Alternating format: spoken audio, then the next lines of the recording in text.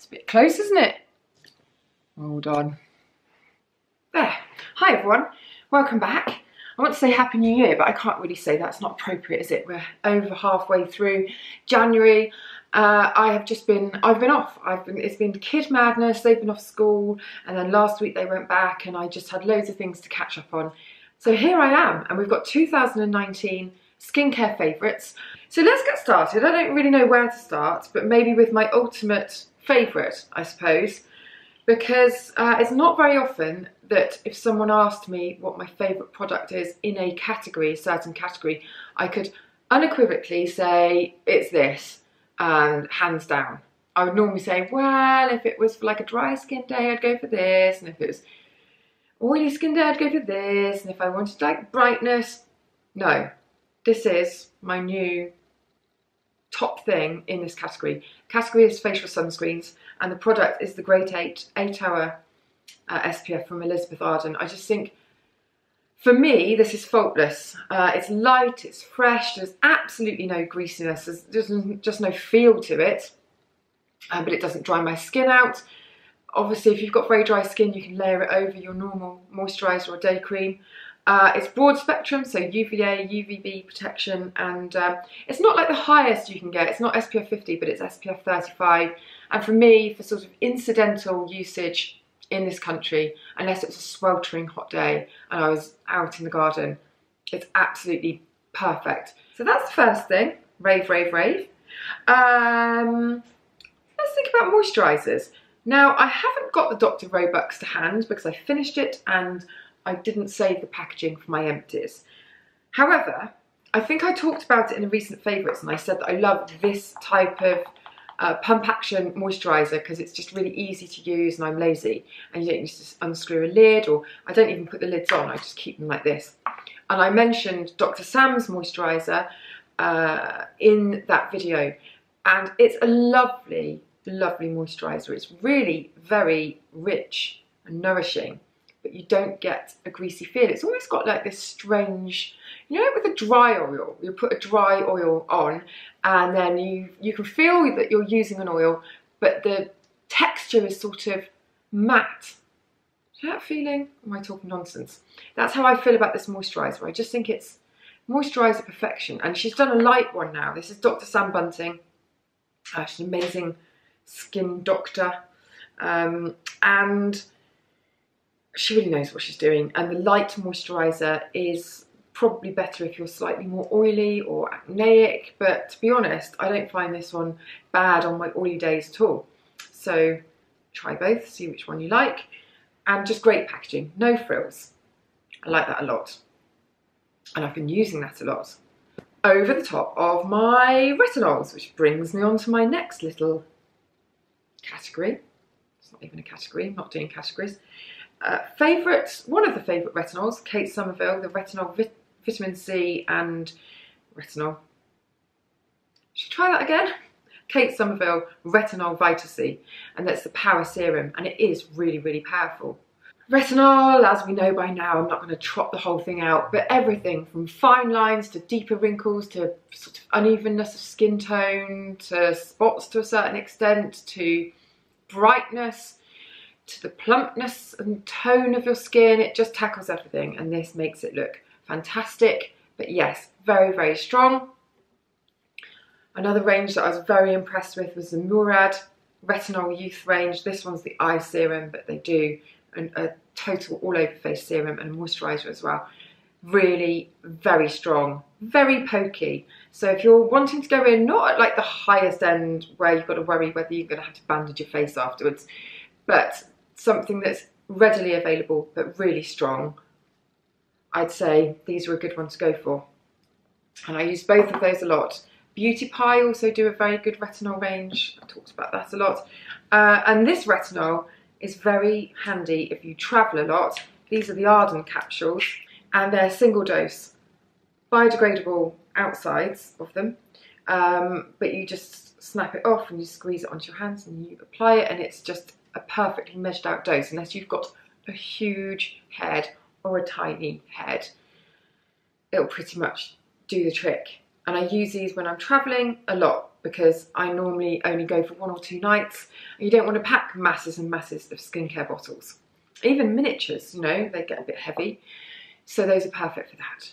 This, I'm on my second one and it's almost gone. This is the Collagen Booster from Inky List. Really nice to slide on under your moisturiser and just give it a really boosted. I always find that anything that I put on afterwards feels like I've made this sort of customised super moisturiser. And it's just cheap as chips. Oh, whilst we're on sort of, I hate the expression cheap as chips and affordable as well because it's all completely relative, isn't it? But I suppose in comparison to other things on the beauty market, this is a new discovery. I don't know whether you remember the couple of videos I did before we broke up for Christmas with Lisa, my friend who's a makeup artist, and she bought me this as a present. She brought it along with her for me to try, and it's a Hada Labo lotion. And it's sort of like a serum, but super serumed, because it's got the hyaluronic acid and then it's got collagen and retinol. And I think it's really good. And really, it's really quite pokey, I have to say. And you get 150 millilitres. This would last you, I think, over a year probably of regular use. And in comparison to some very high-end super serums, it's just, you can't even measure the difference in price. It's just ridiculous. You know, they're polar opposites in price. And I think this is really nice. Highly recommend that. I'm linking to everything below in the description box. I find it really hard to say description. Description. Must be the way my mouth is formed because I really struggle with that word. Description box below. This and everything else. Now look, this is from Beauty Pie, so it's not exactly, when you look at their pricing, it is cheap compared to other luxury cleansing balms, but they've got their own unique system going on where you have to buy a subscription and then postage and packaging, and then they give you a lower price for the product, and then they give you what the comparison price would be if this was another balm on the market as good as this. And I think the comparison price is something like 50 quid, something like that. And I think this is around a tenner, it might be a little bit more. And it's the Plantastic cleansing balm, and it's just beautiful. It's apricot butter, and it's got other oils blended in, and it's just really, really soft and silky, but then it melts down very easily on your skin so you can massage all your makeup off. I just think it's faultless. And the other one to look out for is the Squalane cleanser from The Ordinary, which is just exemplary and really, really very comparatively cheap. And I will put a link to my review because I don't have it on me because it's in the upstairs bathroom, but I will review that. I have reviewed that. I'll link to my review. First video back, people. Be forgiving. This is a very unusual mask. I've almost, no, that's not true. I was going to say done away with masks, but that's not true. I just don't use them as much as I used to. But this is the SkinCeuticals Hydrating B5 mask.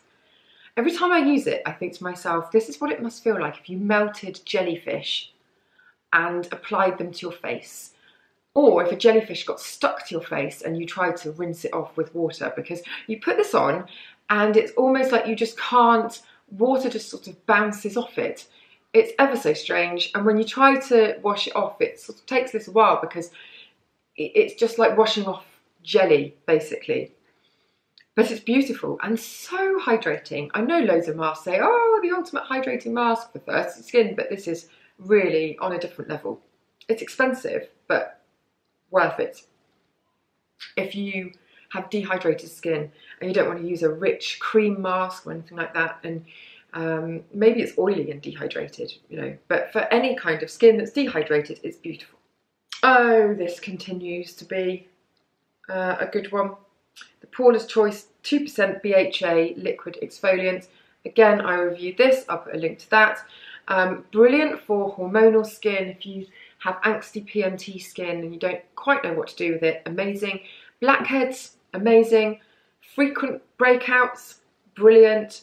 The salicylic in it is very sort of soothing and calming at the same time as being very effective at getting to grips with the spots.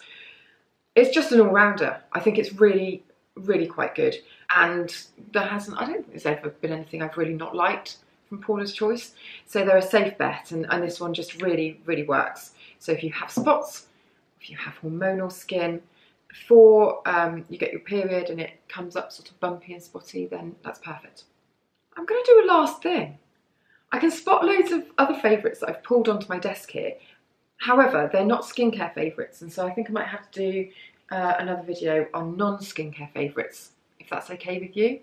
So I'm trying to keep things relatively concise this year. I'm trying to streamline myself. It's the new look me. So last thing. So this May Lindstrom cream balm, it's the Blue Cocoon.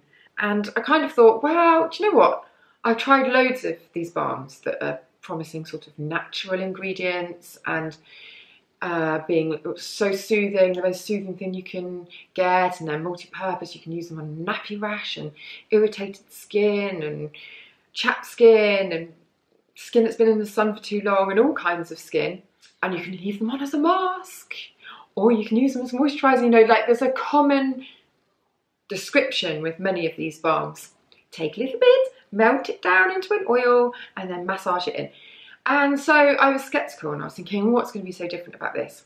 However, on the quite a few number of times last year that I really overdid it with retinol, or I did some kind of crazy experiment where I did glycolic acid, I did a peel, and then I was like, right, now let's go in with retinol. Some things that were sort of quite ill-advised.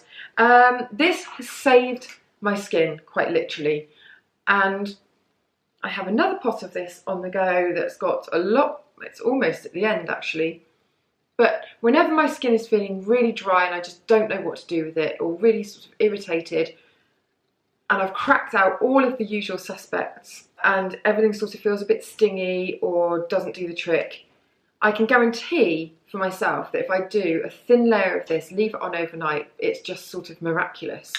And so I need to do a written review on this because it deserves a place in the sort of Hall of Fame of standalone reviews on the website, and I will get round to it, but we sort of shirk when I find it harder. The more expensive something is, I find it harder to sort of get in there and write about it. But I've tried loads of her products now. It's quite a small range of products that she has, but they're all just beautiful. And this, I think, is the jewel in the crown. So, I've just seen in front of me, talking about things that I use when I need to soothe my skin or when it's feeling a bit sensitive. I've actually picked up the wrong tube because I wanted to pick up the Cicaplast C5 Balm, which is the one that you can use on sort of body and face. This is one that's formulated for hands, which is very, very good. I don't tend to get through this one as much as the others because I use the face Cicaplasts on the kids as well, along with things like Demexa and Diprobase and all those kind of things that are really good for very dry skin. But to be honest, they only tend to get dry skin now and a touch of eczema if I give them too many baths. And if I don't put oilatum into the bath as well, then it tends to sort of set them off a little bit. But all of these things I use on my shins as well because I get such dry shins. Possibly because I have my bath at about 60 degrees. And I could probably boil myself alive in my baths. That's by the by, pointless bit of anecdote for you. Those are my skincare favourites from last year. I know I've missed loads of stuff out, but I will be back with another favourites video of other stuff from 2019. So maybe if I've forgotten anything, I'll pop it in there. Do you want a makeup favourite? Of makeup favourites? Would you like that? If you would, pop that in the comments below, and I need to get Lisa back to do some more makeup filming because it was such good fun and everybody seemed to really like those. So I will give her a ring and see if she's around, and I shall see you in the next video.